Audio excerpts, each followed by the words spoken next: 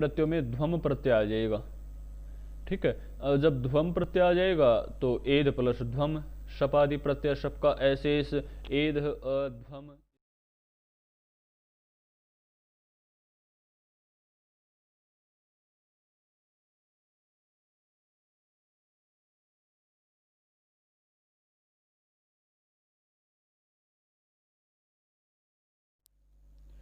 ओम नमस्ते जी।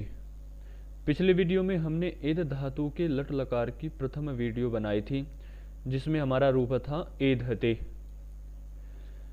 आज इस वीडियो में हम एधेते, एधन्ते, एधसे, एधेथे, एदध्वे, एधे, एधावहे और एधामहे, इन 8 रूपों की सिद्धियों को करेंगे। प्रथम रूप की सिद्धि में हमने प्रथम रूप बारीकी से आपको समझाया था। आज हम उन मुख्य सूत्रों के बारे में चर्चा करेंगे आपके साथ, जिनकी आपको आवश्यकता है अगली सिद्धियों में। सर्वप्रथम अगली सिद्धियों में प्रयोग होने वाले नियमों को जान लेते हैं। कुछ नए नियम आए हैं। एक तो सार्वधातुक कंपित, आपके सामने सूत्र है। सूत्र कहता है अपित्त सार्वधातुक गित की तरह होता है। अपित्त सार्वधातुक गित की तरह होता है। ठीक है, फिर एक सूत्र है आतोंगित है, अर्थात हर्स्व आकार से परे गित लकार संबंधी आकार के स्थान पर ईय आदेश होता है। क्या कहा है? हर्स्व आकार से परे गित लकार संबंधी आकार के स्थान पर ईय आदेश होता है। ठीक है, तो हमारा रूप क्या है? एधेते। एधेते रूप है। तो एध हमारी धातु हो गई। अब जब धातु एध हो गई तो ये क्रियाएं हमने पिछली सिद्धि में कर ली थी। भुआदेव धातु से धातु संज्ञा, लस्य ल कर्मणि च कर्म के भय, इस तरह की सूत्र हमने पिछली सिद्धि में ले आए थे, लट आदि लकार लेकर। तो इस सिद्धि में हमने नया क्या किया है? टिप तस्थ है, इस सूत्र से त के स्थान पर आताम प्रत्यय लेके आए हैं। कौन सा? आताम। किस सूत्र से? टिप तस्जिश। ठीक है, आताम प्रत्यय आने के पश्चात फिर आताम का क्या शेष रहेगा? पूरा आताम ही शेष रहेगा। यहाँ पर ये 2 चीजें ज्यादा लिखी हुई हैं, इनको मैं हटा देता हूँ। तो तिंग सित सार्वधातुकम से सार्वधातुक संज्ञा कर देंगे। ठीक है, क्योंकि ये सार्वधातुक लकार है। लकारों के बारे में पता ही होगा, सार्वधातुक और अर्धातुक लकारों के बारे में। तो सप प्रत्यय, सप के पश्चात सप का अशेष रहेगा और तिंग सार्वधातुकम से सार्वधातुक संज्ञा। फिर हमने ऊपर एक सूत्र पढ़ा था सार्वधातुक कमपित, अर्थात गितवत भाव करके आतोंगित सूत्र से आकार के स्थान पर ईय आदेश, आकार के स्थान पर ईय आदेश। तो आताम का जो आ था, इसके स्थान पर ईय आदेश हो गया। अब जब ईय आदेश हो गया तो ईय का ई शेष रहेगा। ठीक है, यह कि हम किससे यह का किससे लोप करेंगे? लोपो वयोर्वली सूत्र से। ठीक है, जब लोपो वयोर्वली से यह का लोप कर देंगे तो हमारे पास एध अ ई ताम, इस प्रकार रूप शेष रह जाएगा। और फिर आद गुण से गुण कर देंगे ए को, ए और ई को, ए और ई को गुण कर देंगे तो ए हो जाएगा एधे ताम, इस प्रकार रूप बन जाएगा। अचो अंत्यादि टी से आम की टी संज्ञा कर दी। एधे ताम में जो आम है, और टी तात्व ने पदा नाम टेरे से, जैसे पिछली सिद्धि में किया था, टी संज्ञक का एकार आदेश। तो हमारे पास क्या रूप बना? एधेताम, सॉरी एधेते रूप बन गया ना। बिल्कुल सरल है। इसी प्रकार अगले रूपों की सिद्धियां हैं। अगली सिद्धि हमारी है एधन्ते। कौन सी है? एधन्ते। जो प्रारंभ की क्रिया है, प्रारंभ का कार्य है, वो सभी में समान है। टिप तस्जी शिप तस्थ इस प्रत्यय तक, इस सूत्र तक। ठीक है, इस सूत्र के पश्चात हमें रूपों के अनुसार प्रत्यय लेके आने होते हैं। तो एधन्ते हमारा प्रथम पुरुष का बहुवचन का रूप है, तो यहाँ पर प्रथम पुरुष के बहुवचन का रूप आएगा झ। झ प्रत्यय आ जाएगा इस सूत्र से। झ का अपने जो हमने भू धातु की सिद्धि की थी उसमें एक सूत्र आया था झो अंत। झो अंत से अर्थात झकार के स्थान पर अंत आदेश। अब जब झकार के स्थान पर अंत आदेश हो जाएगा और झ में जो अ है ये शेष रहता ही है, तो हमारा पूरा अंत आ जाएगा।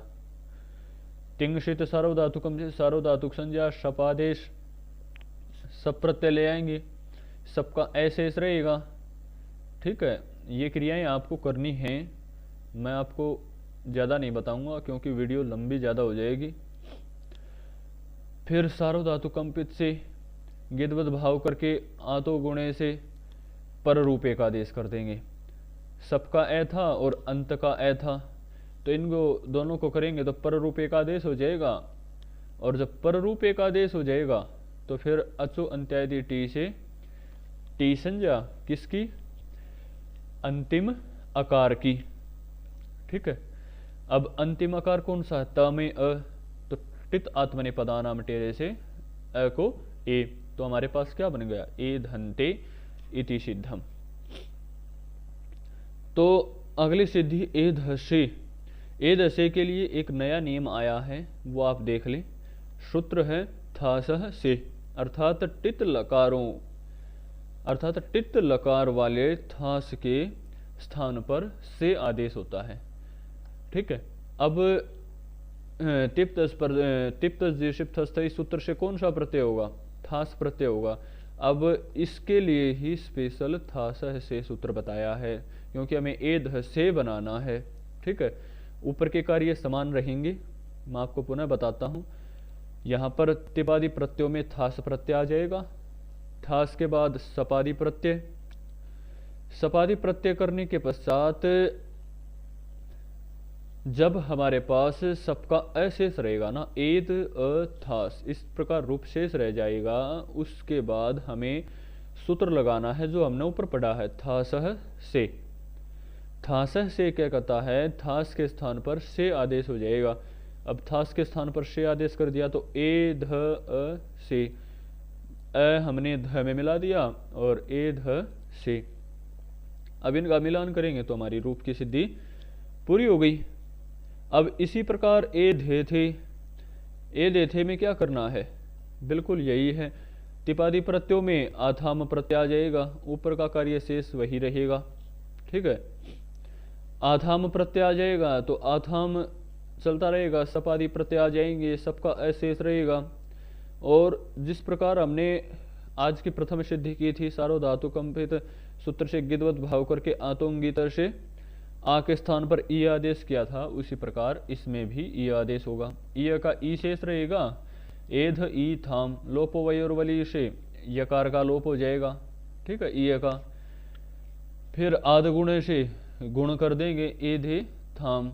तो हमें बनाना क्या था? ए दे थे, अचो अंत्यादि टी से टी संज्ञा और टी तत्व पदानाम से एकार आदेश। एकार आदेश हो जाएगा तो ए दे थे ए धनते, ये हमारा रूप बन जाएगा। ठीक है, अब इसी प्रकार ए धद्वे। जब ए धद्वे आ जाता है तो ए धद्वे क्या कहता है? एद द्वे भी बिल्कुल इसी प्रकार बनेगा। जो ऊपर के कार्य हैं एद धातु से प्रारंभ करके वो सभी समान चलेंगे। ठीक है, तिपादी प्रत्ययों तक। तिपादी प्रत्ययों में तिपादी प्रत्ययों में ध्वम प्रत्यय आ जाएगा। ठीक है, और जब ध्वम प्रत्यय आ जाएगा तो एद प्लस ध्वम, शपादी प्रत्यय शप का अशेष, एद अध्वम, इस प्रकार कार्य चलता रहेगा। ठीक है, फिर अचो अंत्यादि टी से अम की, अर्थात जो अंतिम अच है वहां से प्रारंभ करके अम की टी संज्ञा हो जाएगी और टित आत्मने पदानाम टेरे से टी को एकार हो जाएगा। तो ए ध व म ए ध्वे, अम की जब एकार हो जाएगा अम के स्थान पर तो ए ध्वे, इस प्रकार रूप बन जाएगा। ठीक है, तो ए ध्वे जब रूप बन जाएगा तो हमारे रूप की सिद्धि भी पूरी हो जाएगी। ठीक है। इसी प्रकार एधे है। एधे क्या कहता है, एध धातु है, ऊपर की क्रियाएं समान चलेंगी। तिपादी प्रत्ययों में इट का आगम, इट प्रत्यय आ जाएगा, इट के बाद सब प्रत्यय आ जाएगा, सबका अशेष रहेगा, और टितात्मने पदानाम टेरे से ये टी संज्ञा करके एकारादेश हो जाएगा, और अतो गुणे से पररूपादेश हो जाएगा। जब पररूपादेश हो जाएगा तो हमारा एधे रूप बन जाएगा। यदि आपको कुछ समझ में नहीं आता तो ऑनलाइन हमारी गूगल मीट पे क्लासें लगती हैं, आप मैसेज कीजिए व्हाट्सएप पर, हम आपको भी उन क्लासों में शामिल कर लेंगे। ठीक है। इसी प्रकार जब हम आगे बढ़ते हैं तो एधा वहे, एधा वहे भी बिल्कुल इसी प्रकार है जिस प्रकार एधे बना है। ऊपर का कार्य सेम रहेगा, समान, और तिप आदि प्रत्ययों में वही प्रत्यय आ जाएगा। जब वही प्रत्यय आ जाएगा तो वही में एकाद सूत्र आया है नया, वो मैं आपको बताऊंगा। सपादी प्रत्यय आ गई, सपादी के पश्चात गीतवत भाव कर दिया हमने, गीतवत भाव करने के पश्चात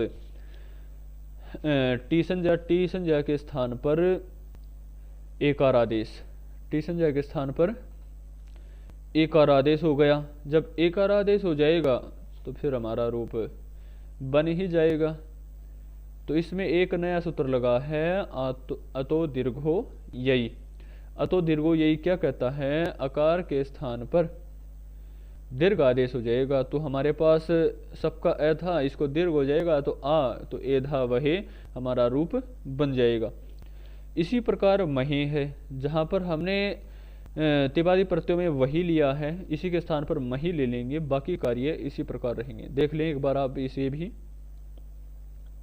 एधा वहे का कार्य तिपादी प्रत्ययों में मही प्रत्यय आ गया, बाकी सपादी प्रत्यय सपों का अशेष मही, आत्मनेपद संज्ञा, ये आत्मनेपद करा, टी संज्ञा, टी के बाद एक और आदेश महे, एधा वहे और एधा महे, समान रूप बनता ना।